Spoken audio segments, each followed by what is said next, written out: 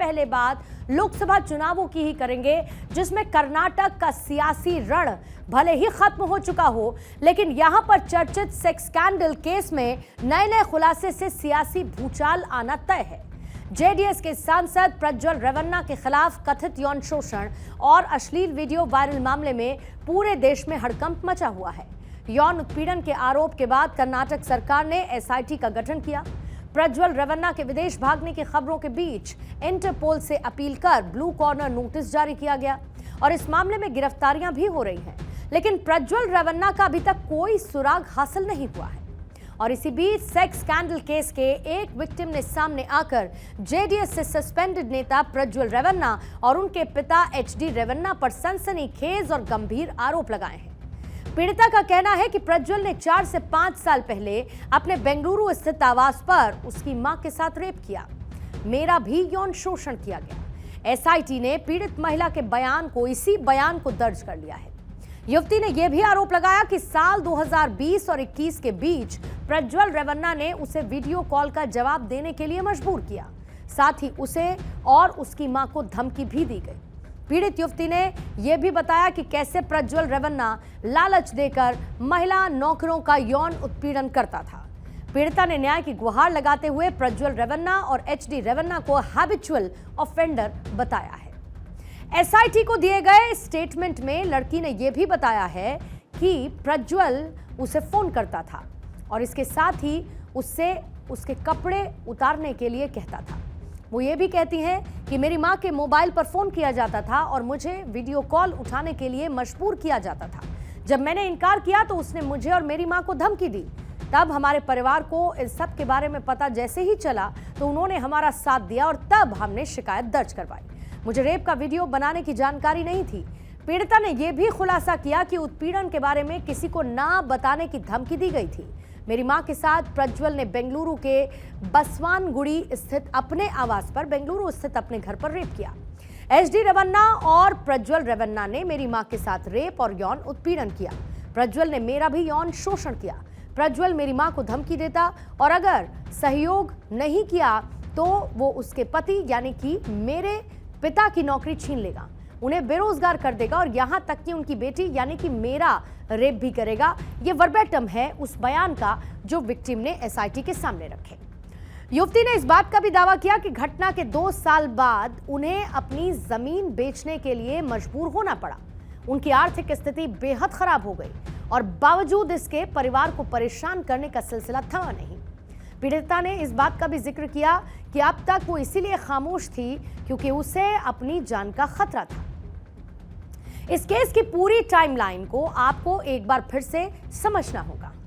दरअसल 28 अप्रैल को कर्नाटक के हासन से जेडीएस के सांसद प्रज्वल रेवन्ना के खिलाफ उनकी पुरानी हाउसमेट ने यौन उत्पीड़न के आरोप लगाए। जेडीएस सांसद और उनके पिता पर महिलाओं का यौन शोषण करने का आरोप है।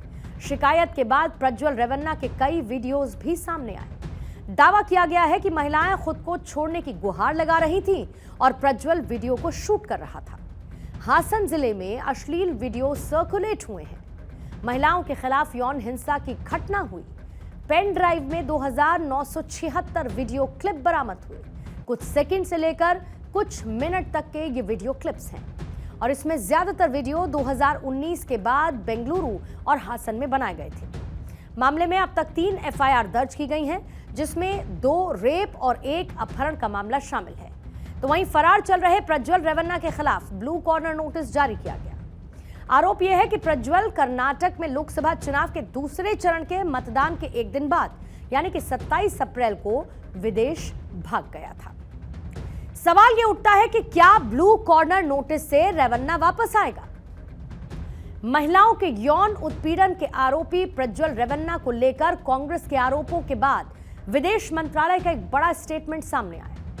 विदेश मंत्रालय ने यह कहा था कि डिप्लोमेटिक पासपोर्ट होने की वजह से प्रज्वल को वीजा और दूसरी किसी भी तरह की यात्रा से जुड़ी हुई फॉर्मेलिटीज की जरूरत नहीं थी और इसीलिए वो बिना परमिशन देश छोड़कर भाग गया। प्रज्वल के लिए ब्लू कॉर्नर नोटिस भी जारी कर दिया गया है। विदेश मंत्रालय ने यह भी बताया कि प्रज्वल की जर्मनी यात्रा को लेकर कोई मंजूरी नहीं दी गई और ना ही जारी की गई। प्रज्वल को कोई वीजा नोट भी जारी नहीं किया गया। क्योंकि जिन लोगों के पास राजनयिक पासपोर्ट यानी कि डिप्लोमेट पासपोर्ट होता है, उन्हें किसी भी देश में जाने के लिए वीजा की जरूरत नहीं होती है। डिप्लोमेटिक या फिर ऑफिशियल पासपोर्ट राजनयिक दर्जा रखने वाले लोग, सांसद और विदेश में आधिकारिक सेवाएं देने वाले ऑफिशियल्स को जारी किया जाता है और इसका गलत इस्तेमाल करते हुए प्रज्वल रेवन्ना विदेश भाग गया।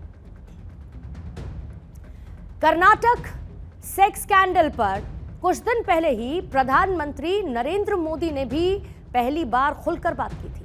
पीएम मोदी ने एक टीवी इंटरव्यू के दौरान कहा था कि प्रज्वल जैसों के लिए जीरो टॉलरेंस नीति है, उसे देश छोड़ने की इजाजत कर्नाटक सरकार ने दी। यह कानून व्यवस्था का मुद्दा है। अगर यह घटना गुजरात में होती तो इसके लिए गुजरात की सरकार जिम्मेदार होती। ऐसे ही इस मामले में कदम उठाने के लिए कर्नाटक सरकार जिम्मेदार है। ऐसे अत्याचारियों को बख्शा नहीं जाना चाहिए और सख्त सजा होनी चाहिए। उधर कर्नाटक सेक्स स्कैंडल मामले में एसआईटी टीम हासन में एक्टिव है। अश्लील वीडियो लीक करने वालों को गिरफ्तार किया जा रहा है और अब अधिकारियों ने पेन ड्राइव रखने के आरोप में पूर्व विधायक प्रिंत गौड़ा के कार्यालय में काम करने वाले चेतन और आप्टा को गिरफ्तार कर लिया है। फिलहाल हासन नगर थाने में आरोपियों से पूछताछ की जा रही है और यह पता लगाने की कोशिश हो रही है कि इसके पीछे कौन है। इसके साथ ही सीएम सिद्धारमैया ने सीबीआई जांच से इनकार कर दिया है। हवाला दिया गया कि प्रज्वल रेवन्ना अश्लील वीडियो मामले को लेकर सरकार एसआईटी जांच में हस्तक्षेप नहीं करना चाहती है, यह बताया गया है।